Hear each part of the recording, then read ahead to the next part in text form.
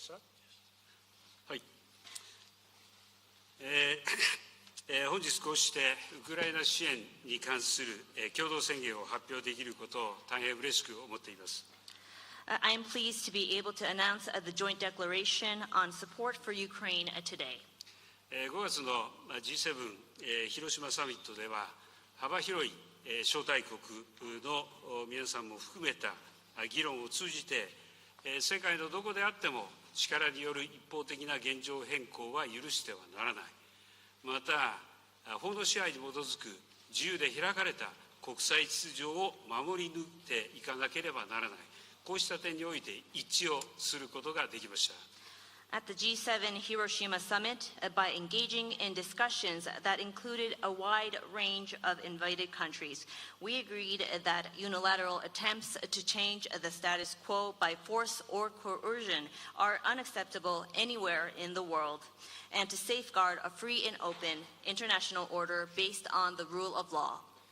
広島サミットから時を置かずして、こうして G7 首脳とボロディミルで再び集まることができたこと、意義深いものだと思います。I feel that it is truly meaningful that we, the G7 leaders, and Vladimir have gathered once again today. 今後、ウクライナ支援という考え方を共有するいかなる国にもこの宣言は開かれています。多くの国々がこの宣言に参加することを期待いたします。Going forward, this declaration will be open to any country that shares the intention to support Ukraine. I hope many countries will choose to join. G7 はこれからもウクライナに寄り添っていきます。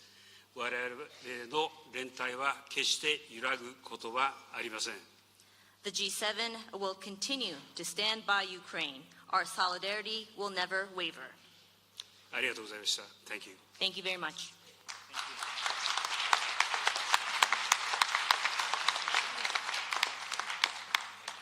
Let me start off by saying something I hadn't planned on saying. You know, I think there are very few people in Europe or in continental United States and the North American continent that thought this man would stand up and come to the aid and assistance of Ukraine. He increased his military budget. He stepped up. Japan, because he understood that when any part of the world has 185,000 people, soldiers, crossing a border, stealing sovereignty from another nation, that it affects the whole world. I want to thank you again publicly.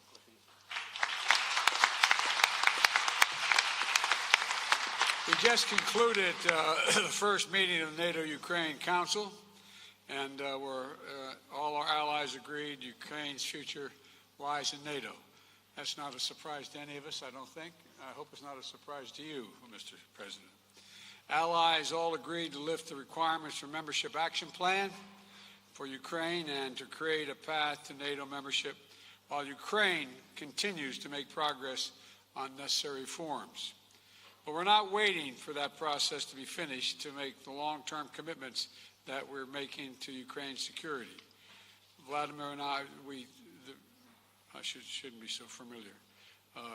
Mr. Zelensky and I talked about the kind of guarantees we could make in the meantime when I was in Ukraine and when we met in other places. And so today, the long-term commitments we're making are backed up by the notion that in the meantime, we're going to provide security to Ukraine for its needs and against any aggression that may occur. Today, the members of the G7 are launching a joint declaration of support for Ukraine to make it clear that our support will last long into the future. This starts a process by which each of our nations and any other nation who wishes to participate will negotiate long-term bilateral security commitments with and to Ukraine. We're going to help Ukraine build a strong, capable defense across land, air, and sea, and from which will be a force of stability in the region and deter against any and all threats.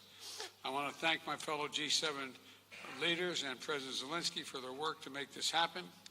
I think it's a powerful statement of our commitment to Ukraine as it defends its freedom today and as it rebuilds the future. And we're going to be there as long as that takes. And again, I thank all my colleagues for their support for this.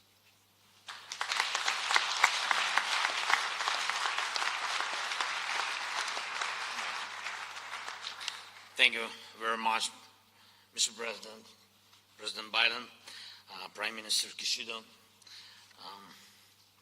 Chancellor, see you, Chancellor Scholz, Prime Minister Sunak, President Macron, Prime Minister Trudeau, Prime Minister Meloni, President Michel, President von der Leyen.